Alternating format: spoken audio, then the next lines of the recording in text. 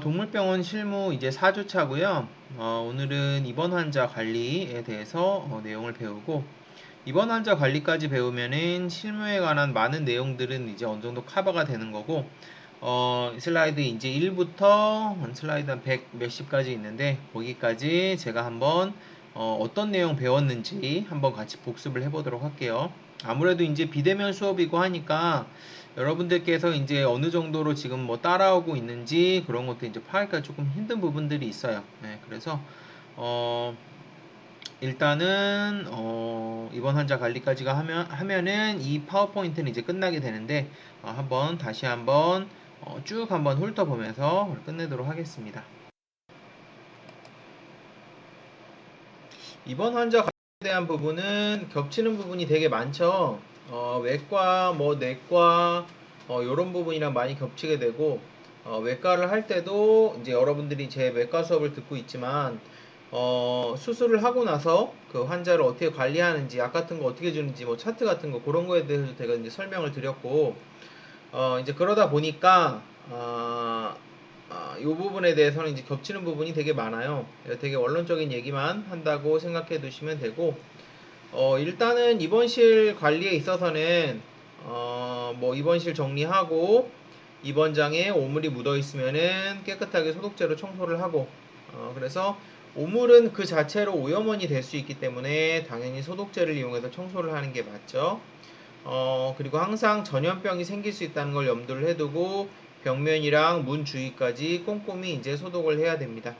그리고 입원실 주위를 청소하고 청결하게 유지한다.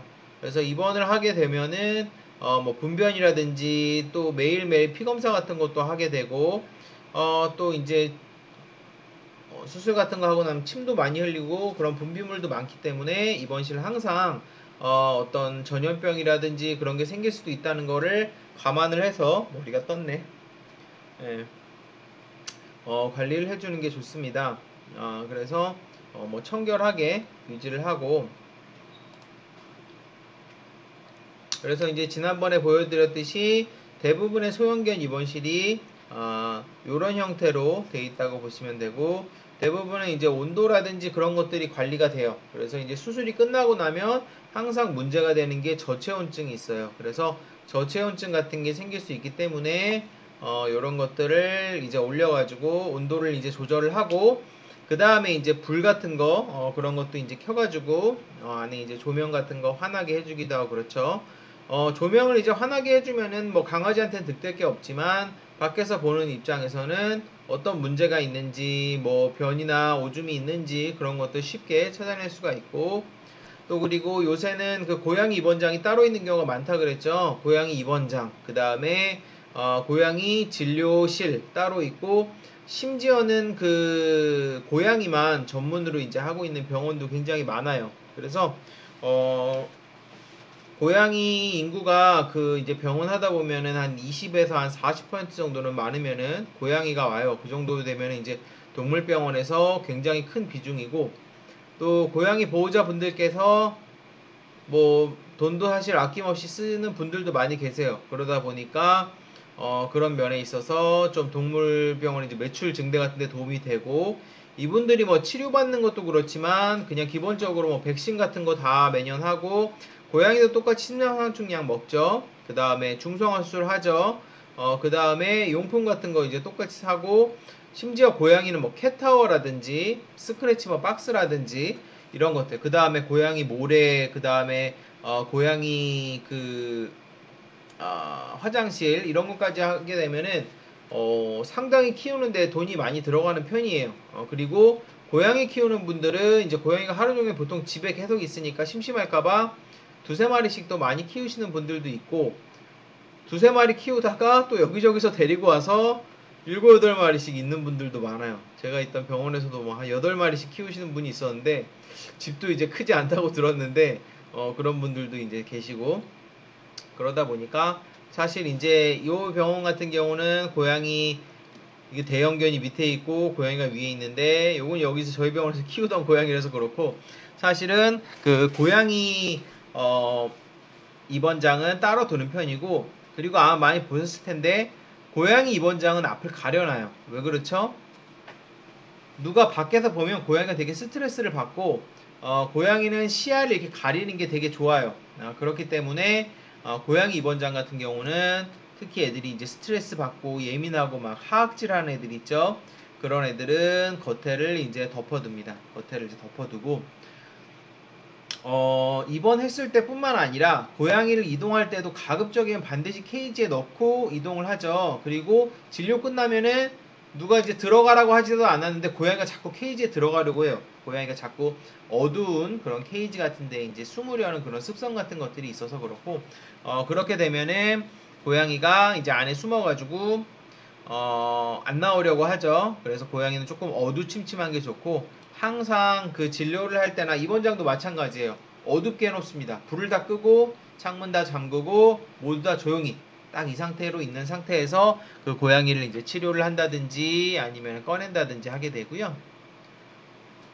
입원 환자 이제 관리를 할 때는 이제 앞에서 이제 말씀을 드렸지만 기본적으로 입원을 할 때는 입원 동의서라든지 아니면은 어떤 고위험 환자일 때 고위험 환자가 입원하는 경우도 많죠.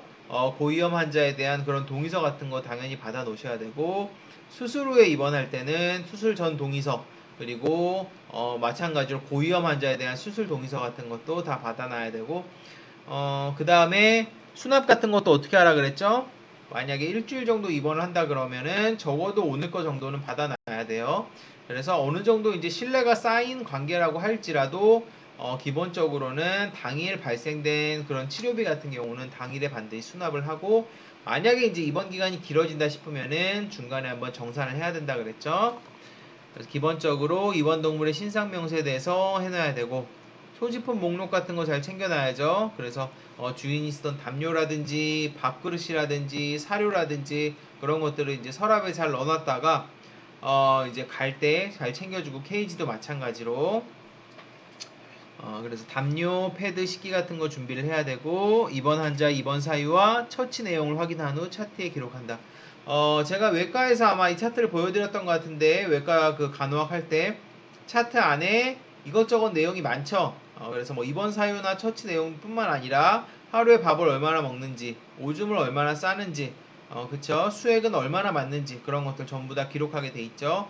그래서 가령 뭐 수액을 많이 맞는데 소변을 보지 않는다. 그러면은 신부전이라든지 아니면은 뭐 신장 수치가 올라간다든지 오독증 같은 게 생길 수 있기 때문에 그런 것들도 체크해 줘야겠죠. 자, 환자 관리하는 데 있어서 환자의 병명과 상태에 관심을 가지고 관리한다.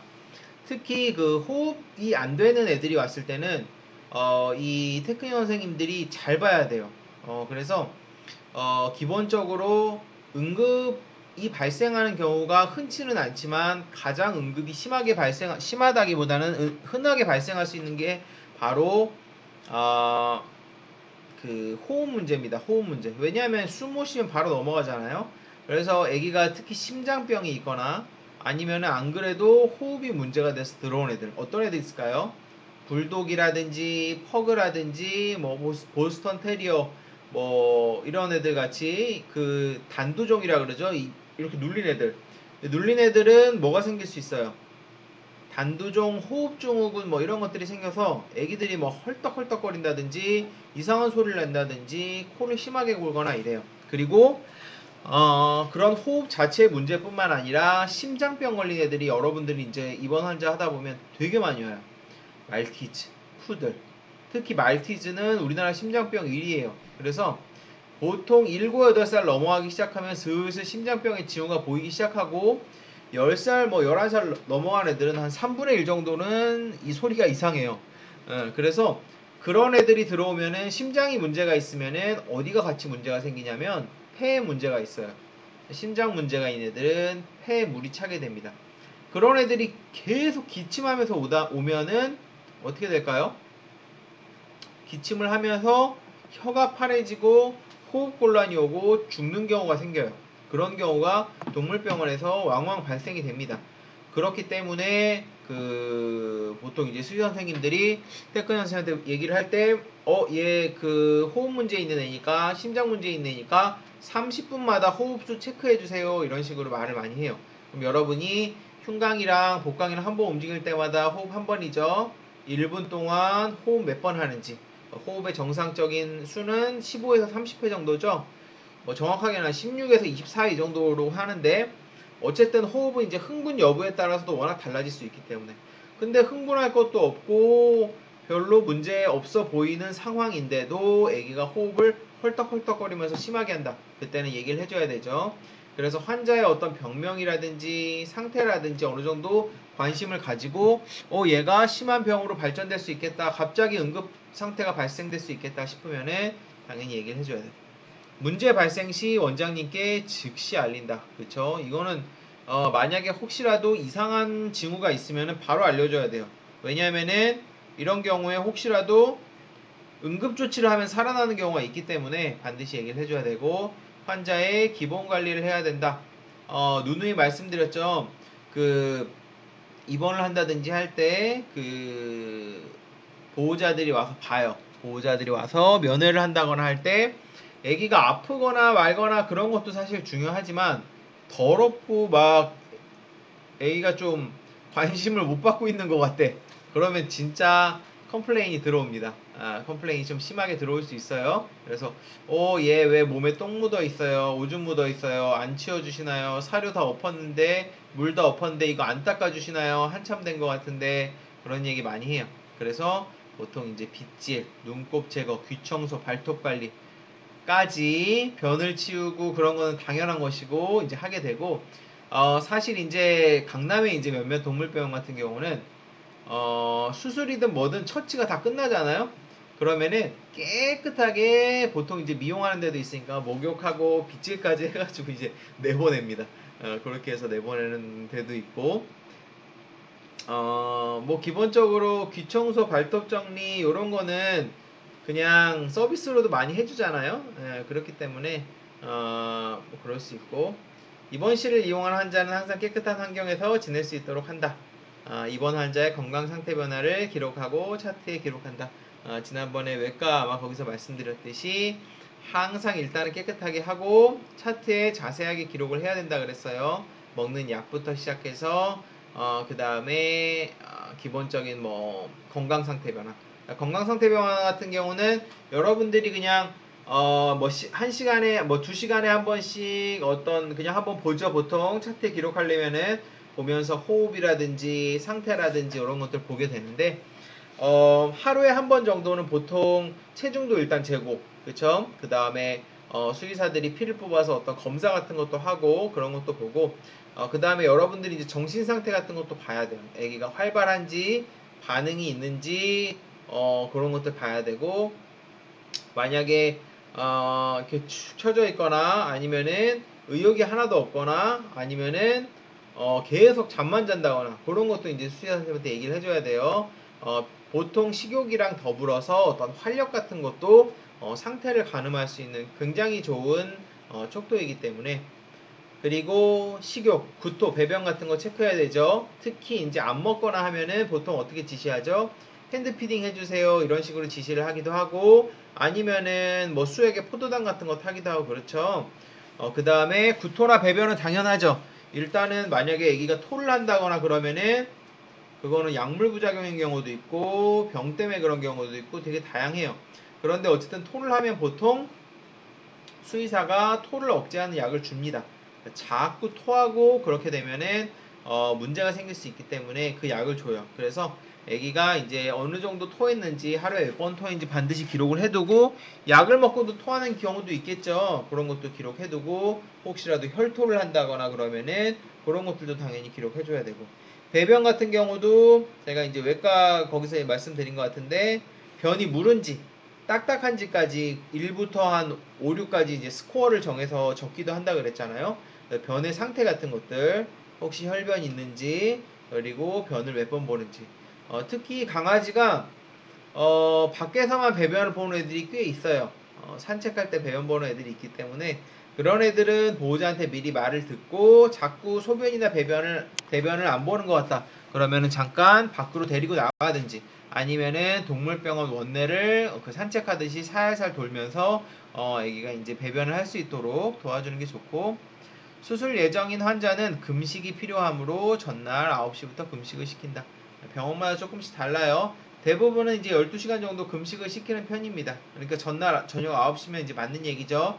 보통 저녁 가볍게 먹이게 하고 그 다음부터 이제 금식 시키고 물은 보통 한 자정까지 줘요. 자정까지 주고 다음날 아침에는 물도 안 먹이고 이런 식으로 이제 금수를 하게 되고 어쨌든 금식 금수하게 되고 내일 이제 수술이고 입원한 상태인데 여러분이 아무 생각도 없이 밥을 줘버렸어요. 아니면 간식을 줘버렸어요. 그럼 어떻게 돼요? 내일 수술 취소됩니다. 예. 9시부터 금식인데 밤 11시에 줬다. 내일 수술 취소해요. 왜냐면은 솔직히 그 정도 됐다고 해서 크게 문제 될 건 없는데 혹시라도 사고가 생기면 그건 병원 책임이 돼버리죠.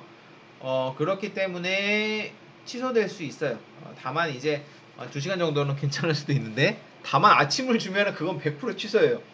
100% 취소고 왜냐면은 뱃속에 음식물이 남아있으면은 마취하는 과정에서 올라와서 기도를 막거나 해서 사망할 수가 있어요.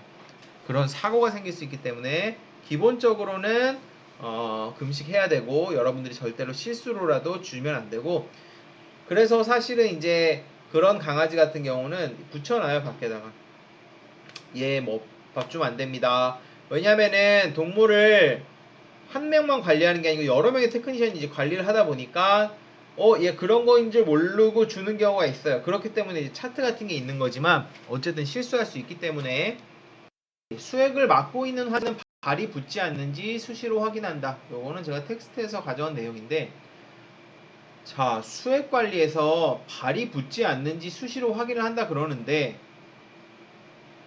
이거 왜 그럴까요? 제가 여러분들 이제 알려드리면서 과수화라는 얘기를 했죠. 과수화. 과수화에 걸리면 어떻게 된다 그랬죠? 동물이 죽을 수도 있다고 말씀드렸죠.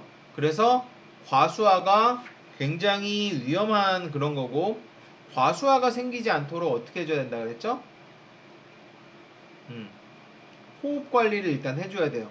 일단은 몸에 물이 너무 많이 들어오면 헐떡헐떡헐떡거립니다. 폐에 물이 차서.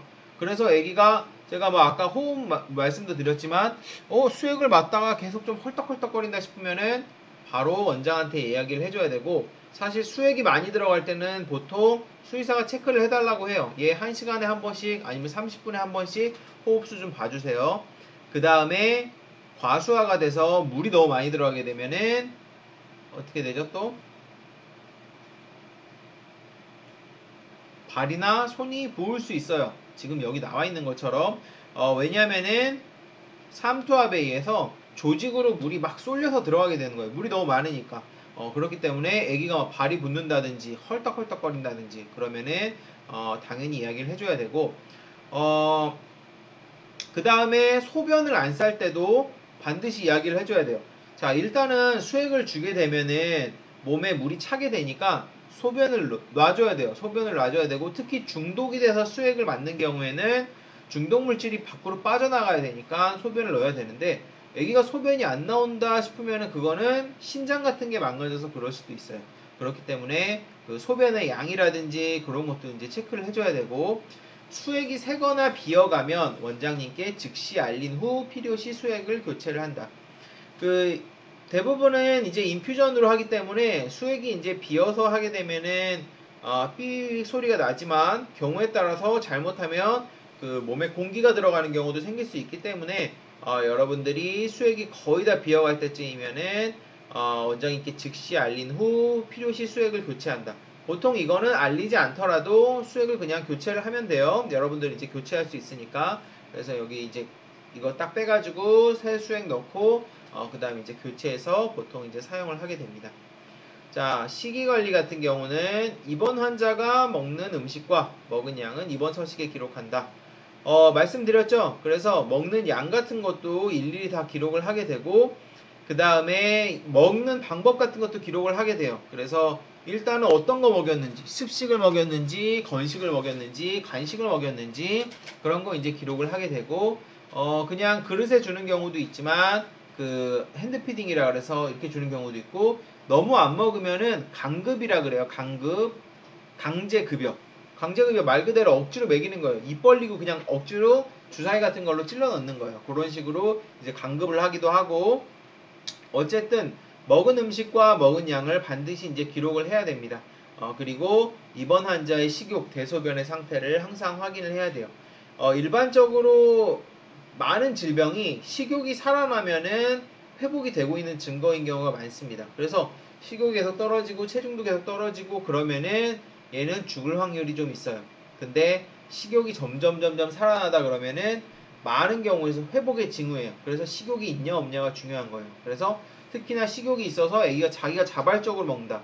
이걸 자발식욕이라 그래요. 제일 좋은 거고, 잘 안 먹는데 입에다 좀 놔주고 묻혀주면 먹는다. 핸드피딩이라 그러죠. 그 다음에 안 되면 강급. 강급도 안 되면 어떻게 하죠? 병원에서 봤을 텐데 튜브를 연결을 해버립니다. 식도로 튜브를 연결해서 억지로 먹여요. 안 먹으면 죽으니까. 그래서 병 걸렸을 때는 정말 안 먹으면 죽어요. 그래서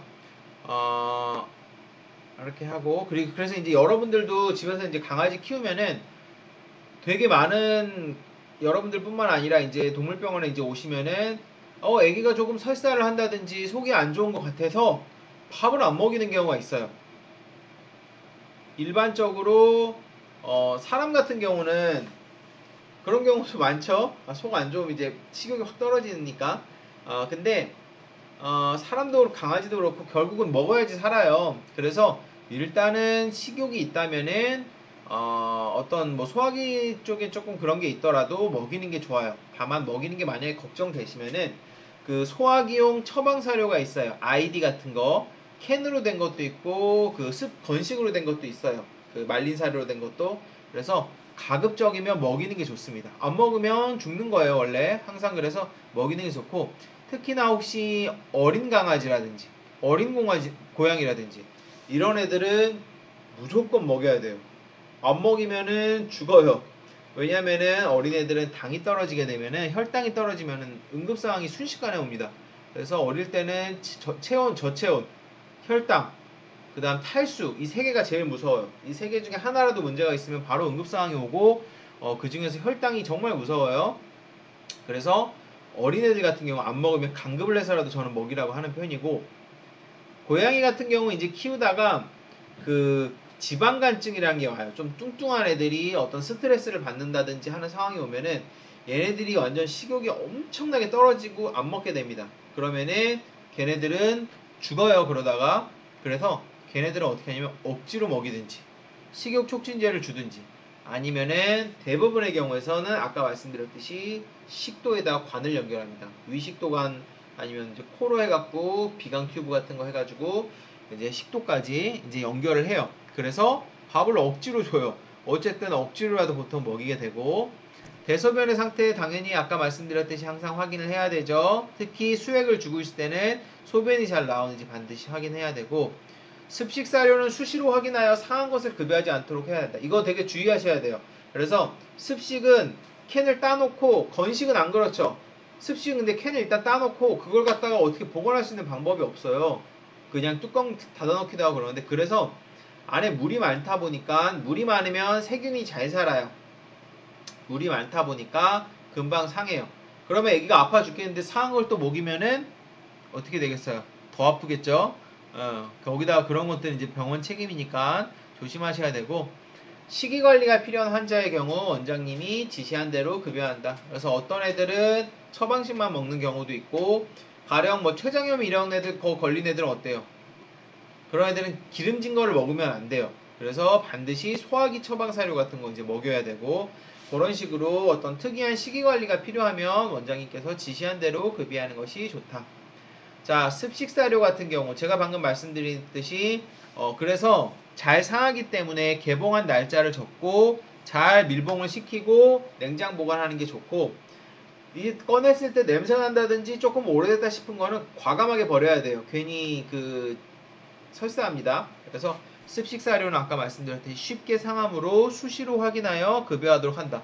색깔이 변색되거나 아니면 냉장고에서 이제 좀 오래 보관하게 되면은 안에 부분이 조금 이제 겉에가 딱딱해져요. 그런 거 이제 생기거나 하면은 아예 그냥 폐기하는 것이 낫다. 자에게 필요한 처치가 끝나는 차트에 기록한다. 차트 쓰는 거 되게 중요하다고 말씀드렸죠. 그래서 차트에는 기본적으로 어떤 시간마다 검사해야 되는 것들도 있고, 약, 그다음 식이, 소변, 대변, 그다음 활력, 그다음에 TPR이라 그래서 우리가 바이탈 사인이라 그러죠.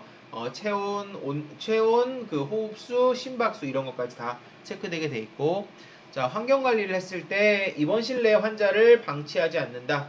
문제가 보이는 환자는 바로 원장님께 알린다. 개와 고양이는 가능하면 가까이 두지 않는다. 특히 고양이는 개가 근처에 있으면은 엄청 스트레스 받아요. 옆에서 이거 다 앞에 막아놔도 옆에서 막 왕왕 거리고 냄새 나고 그러면은 되게 스트레스 받는 편이에요. 안 그래도 병에 걸려서 아파 죽겠는데 스트레스 받으면은 병이 더 아파하겠죠. 그리고 고양이는 당연히 화장실 같이 넣어주고, 예민한 친구니까 화장실을 어떤 뭐 주기에 따라서 청소를 해줘야 되죠. 병원 내에서 보통 뭐 5일에 한 번씩 청소합니다. 뭐 5일에 한 번 이런 식으로 청소해 주는 게 좋고, 아까 말씀드렸죠. 대부분의 고양이 환자는 예민한 편이므로 바깥이 보이지 않도록 하고 가급적 조용한 곳에 입원시킨다. 그래서 제가 있던 병원에서 어떤 분이 고양이를 데리고, 애가 이제 좀 상태가 좀 안 좋아가지고 췌장염에 걸려갖고 큰 병원으로 갔어요. 저희 병원보다 더 큰 병원으로 갔는데 3일 만에 퇴원시켰어요. 고양이가 너무 스트레스를 받았는데, 그게 왜 그러냐면 이 병원이 조금 큰 병원이긴 한데 환자가 너무 많으니까 고양이 전용 진료실에다 못하고 그냥 입원장에다 둔 거예요. 근데 사방이 다 강아지가 왕왕거리고 그러고 이거 꽉 차 있고 사람들 계속 돌아다니고 이러니까 고양이가 스트레스를 너무너무 심하게 받은 거예요. 그래서 그냥 퇴원시켜 버렸어요. 이분이 고양이가 너무 힘들어하는 게 보여서. 그래서 고양이는 앞에 이제 막아주고 조용하고 어둡게 해주는 게 제일 좋아요. 그래서 환자의 성격 및 상황을 파악하여 입원실에 적응할 수 있도록 한다. 강아지도 되게 소심한 애들 있죠. 그리고 너무 적극적이어서 뛰어내리려는 애들 있죠. 당연히 뛰어내리려고 하는 애들이 있으면은 2층이나 3층 케이지에 넣으면 안 되겠죠. 그런 거 조심해야 되고, 그 다음에 테크니션 선생님들끼리 그걸 붙여놔야 돼요. 그 한국은 많이 안 그런 것 같아. 미국은 그걸 붙여놔요. 뭐라고 붙여놨냐면 얘 문다. 아니면은 얘 점프 잘한다. 그러면은 내가 이제 교대하고 집으로 가고 다음 사람이 관리할 때도 차트에 물론 기록하면 좋지만 차트는 이제 못 보는 경우도 있으니까 요런 이제 포스트잇 같은 거, 요런 거에다가 포스트잇이라기보다는 이렇게 코팅된 스티커가 있어요. 그 스티커에다가 이제 스티커에 하나씩 적혀 있어요. 점프 잘함, 그 다음에 잘 문다, 뭐 이런 거.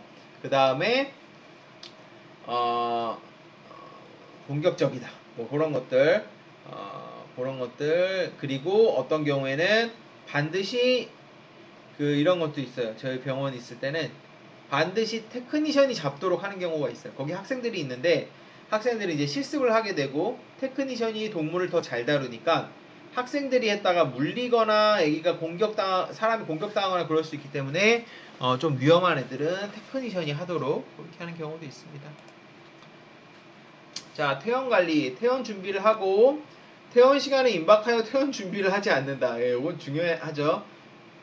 자, 이제 6시 반에 환자 보호자분 온대는데 6시 25분에 이제 꺼내가지고 라인도 풀고 하면 어떻게 되겠어요? 그러면 보호자가 많이 기다려야 되죠. 보호자 약속한 퇴원 시간, 병원 일정, 통상적으로 소요되는 퇴원 준비 시간을 고려하여 준비를 한다. 그래서 제가 있던 병원은 24시간 병원이 아니고 항상 7시에 문을 닫았어요. 그러면은 6시 반 그쯤까지는 무조건 오셔야 된다고, 안 그러면 다음날 오셔야 된다고 말씀을 드리죠. 환자의 상태에 따라 원장님께 확인 후 청결 관리한다. 환자의 기록 카드를 확인한다. 아까 말씀드렸듯이 뭐가 묻어 있으면은 컴플레인이 많이 걸린다고 말씀드렸죠. 환자의 상태에 따라서 원장님께 한번 말씀을 쫙 드리고, 얘 뭐 묻었는데요, 냄새 나는데요, 이런 청결 관리에 있어서, 그리고 아까 말씀드렸듯이 소지품 있는지 확인하고 있으면 미리 준비하고 환자의 전반적인 상태를 확인한 후 퇴원할 수 있도록 한다. 환자가 퇴원하면 입원실을 청소하고 소독한다. 아까 말씀드렸듯이 오물 제거하고 소독제를 사용하여 바닥, 벽면, 천장, 문을 모두 닦고 입원장 구석구석을 닦아내고 입원장의 바닥판을 모두 꺼내요. 입원장에 보면 이 바닥판이 있죠. 바닥판 요새 없는 데도 많은데 여전히 대형견 케이지나 이런 건 바닥판이 있어요. 그래서 그거 꺼내면은 그거를 세척을 제대로 중간중간 안 해주면은 소변 대변이 엉겨붙어 갖고 나중에 청소하기가 진짜 힘들어요. 그러면은 테크니션 선생님들이 고생이에요. 미리미리 안 해놓으면. 그래서 세제와 소를 이용해서 퇴원할 때마다 꼭 닦아내고 세워서 말리거나 마른 수건으로 닦고 물기가 있는 상태에서는 당연히 환자를 넣어서는 안 됩니다.